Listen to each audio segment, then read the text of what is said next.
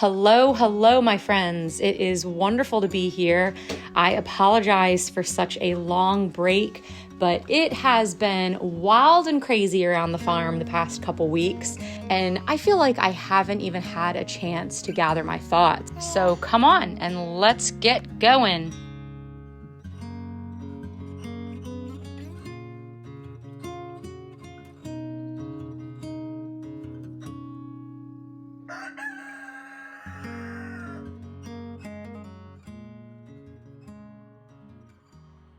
Just in case you needed a little something to feel better about yourself, you know, the extra donuts you might have eaten or the cake for breakfast you might have had, I don't know.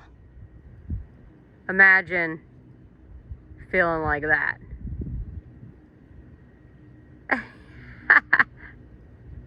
I'm just kidding. I'm actually not kidding. She's really fat. I mean, look, her belly's dragging the ground. These past few weeks have been hustling and bustling. We started working on some of the fencing over at the horse barn. It is probably 20 years old and desperately has been, actually it's probably closer to 30 years old and desperately needs to be replaced. We've been patching it and enough is enough. We are done with patching. And when I say we, I mean Chris and the kids. We are very fortunate that we have friends and neighbors close by that can help us get this done. So we are making very good timing, and thank goodness for that, because every day that these animals are eating hay and not out on pasture, they are draining my bank account because hay is expensive.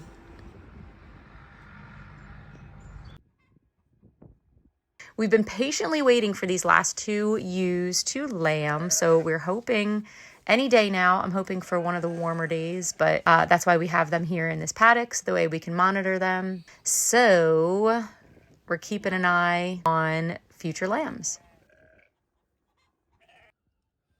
And we have the three promiscuous sows who now are reaping the consequences of their little actions a couple months ago. So a little backstory, if you do not know the details, I bought 5 pink feeder pigs last year with the purpose of stocking my freezers and my farm store. Well, one glorious day, my children came running into the house in a panic. They proceeded to explain to me what their innocent little eyes witnessed. It was our boar Moto and one of the pink pigs having the time of their lives under the sugar maple tree over yonder. It was a peaceful Monday afternoon that I found myself teaching a little impromptu sex education class to several of my young children. Over the course of the next few days, 3 of the 4 gilts, which are unbred female pigs, ran through not 1 but 2 electric fences to have their little rendezvous with Moto.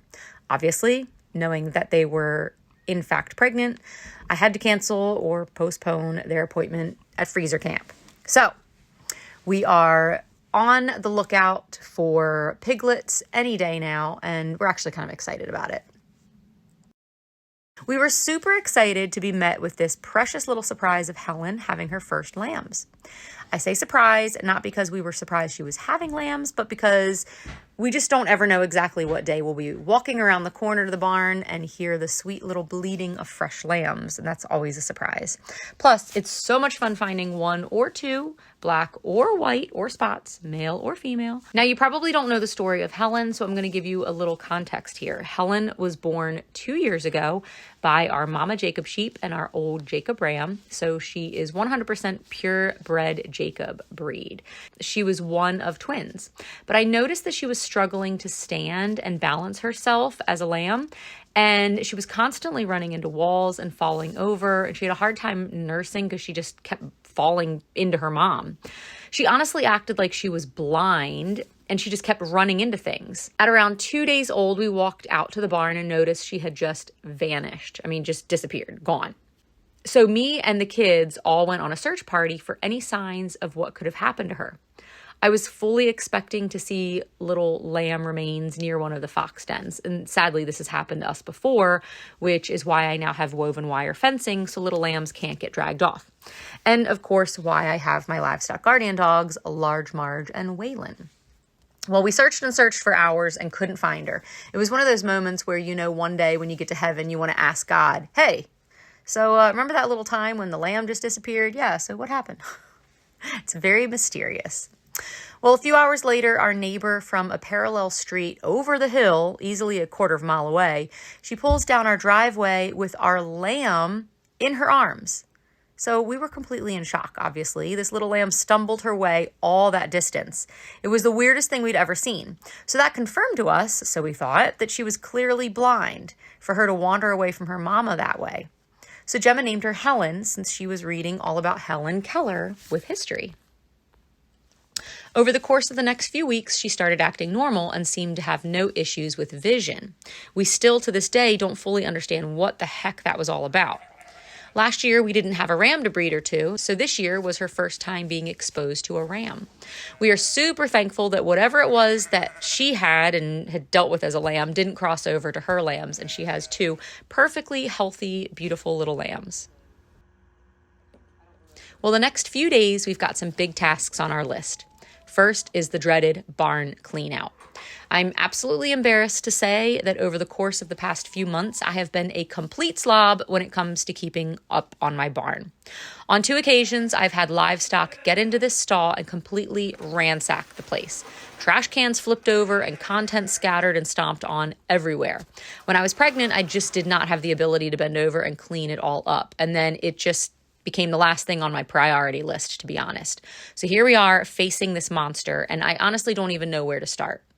Trash. Let's just at least get the trash out. As I'm sure you know, once an area is trashed, everyone then just starts throwing more on top of it. It's a horrible habit and a horrible vicious cycle, but unfortunately, it just happens. And laziness sometimes. Honestly, it just is downright laziness.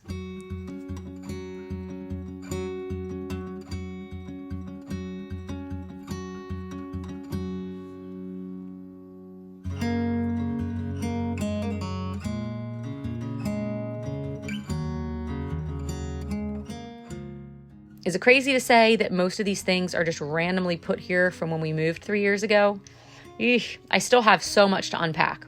Of course, it's all the things that we don't need regularly, but we will eventually need. So it's just not as simple as throwing it away. Things like medical supplies, tagging equipment, electric fence materials, all those important but unused items. Chris did come down and help me move this shelf into the stall, so eventually I'll start putting things on the shelf and get more organized.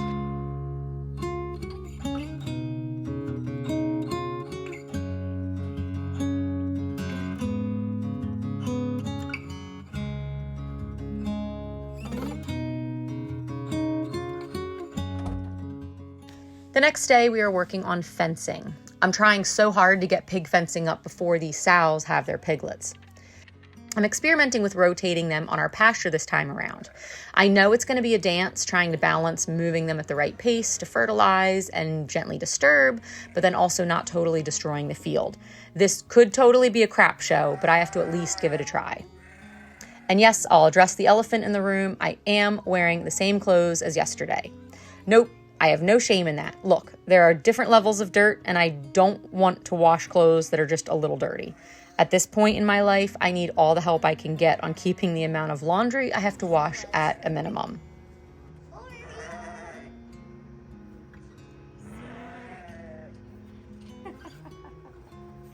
This was the first day the lambs were let out of their pen, so they are having a blast, stretching their legs and acting like crazy little lambs with zoomies.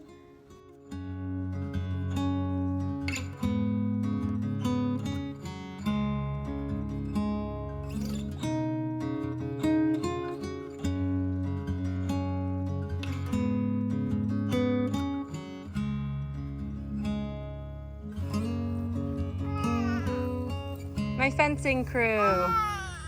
Come on. Don't cry. Don't cry. You got insulators to put up. Come on. Let's go, sweet pea.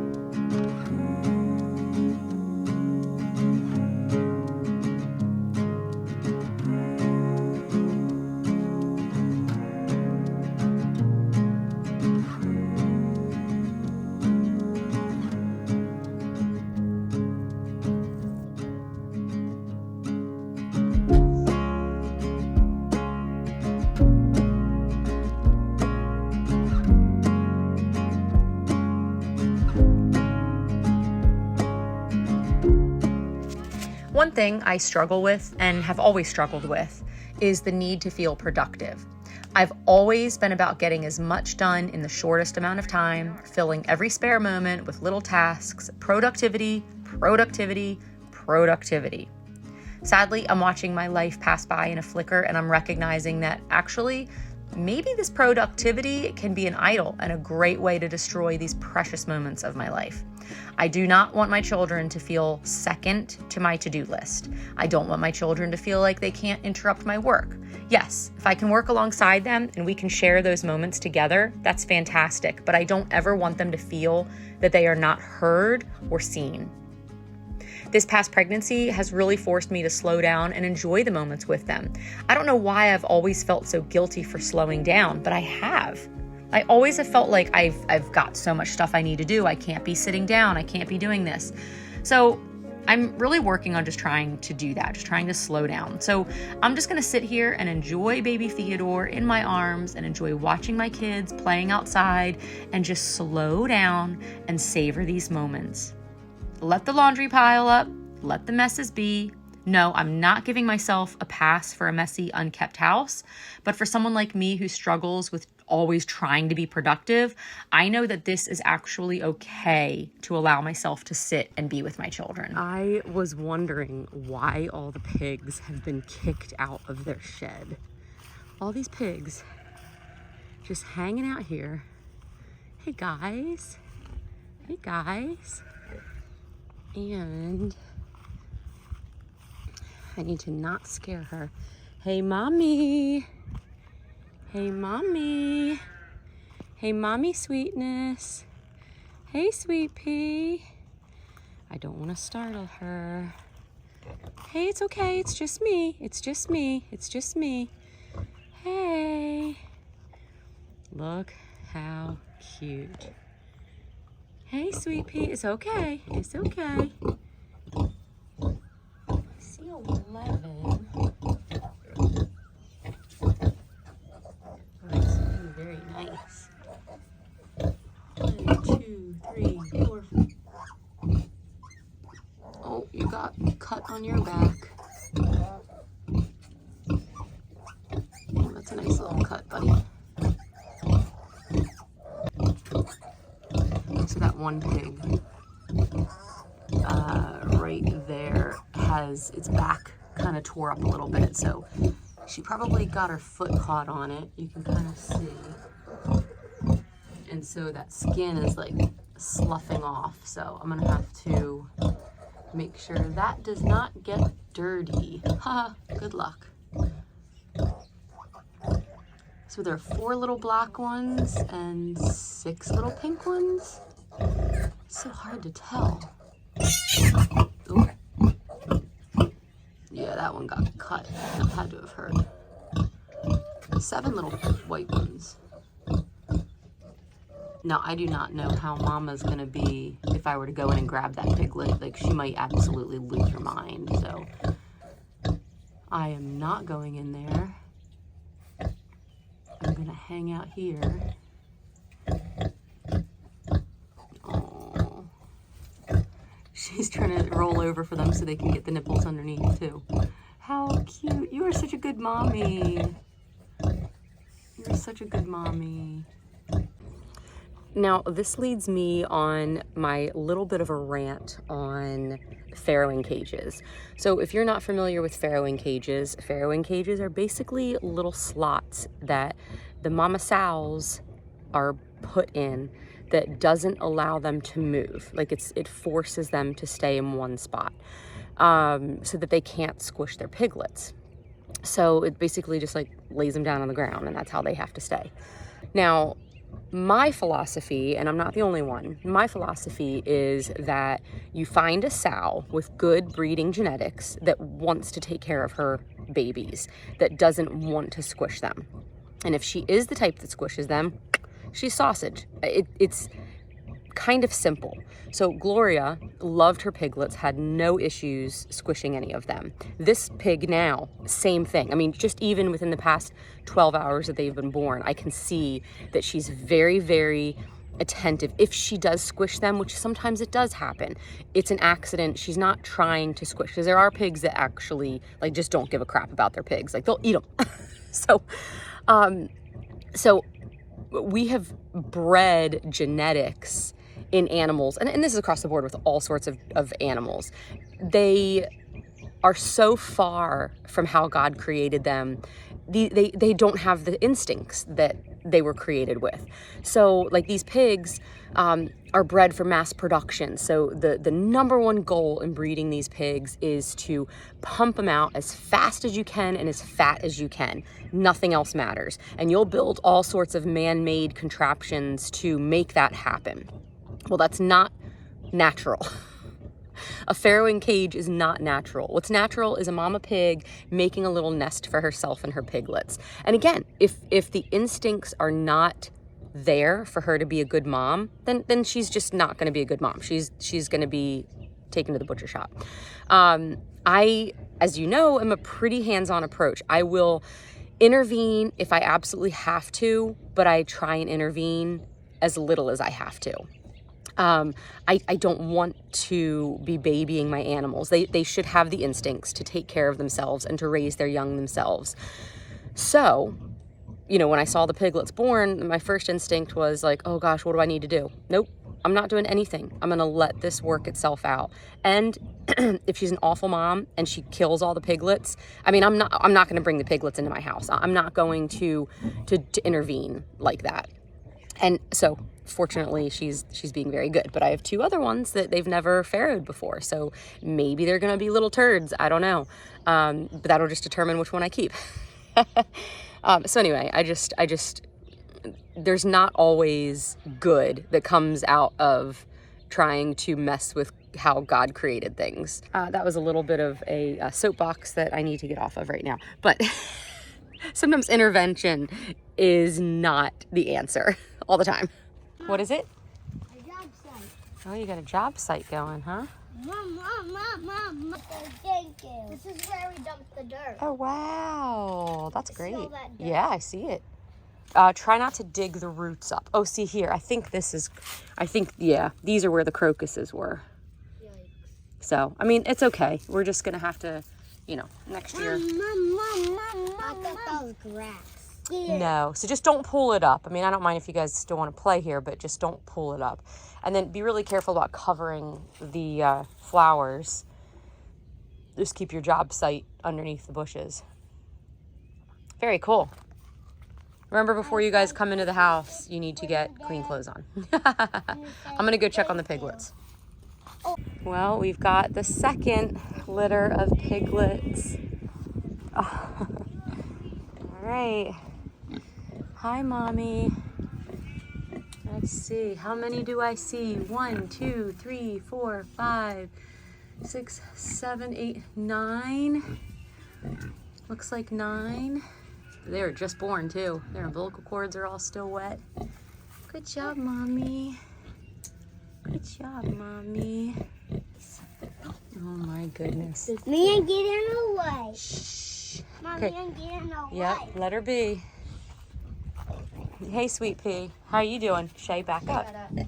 I was in here and she was already up. I went to check and she was already up. Aw, little mommy. All right.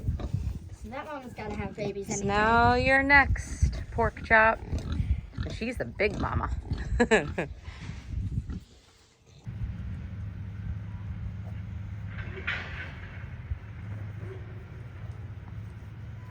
This evening, we are having one of our favorite and staple meals. Of course, I don't raise the salmon on our farm, but I purchased these from a family who catches them wild in Alaska. It's delicious and easy. The kids usually fight over picking the bones out, which is fine by me. I don't mind passing the task off to them. But today, they are out getting ready for the bonfire, so of course, that's more fun at the moment. I store all of our bulk grains down in our messy basement, so that's where I'm getting the rice for tonight's dinner. Now just a little pork lard in the pan, a little olive oil drizzled over the fish with a nice dose of coarse salt on top. Bake it until it's done. Serve it with the rice and a salad and a dollop of sour cream dill lemon sauce. It is the perfect meal. Of course, you just have to picture the finished product since I didn't get it on film.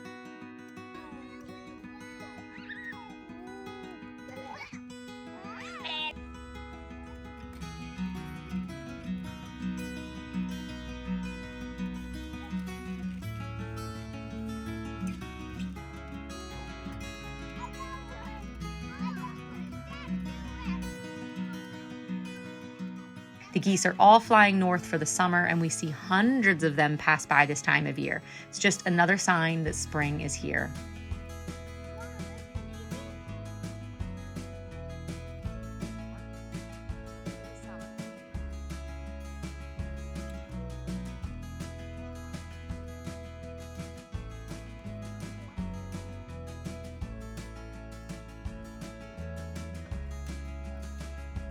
And now we get to put all those old fence boards to good use. Some of them we cut and we get to use in our wood stove, but we just have so many that we can also enjoy some nice big bonfires.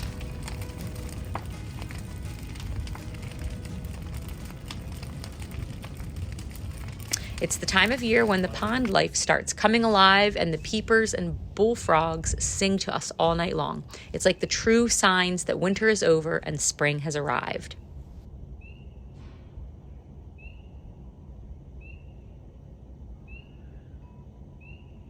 I hope you all have a wonderful week.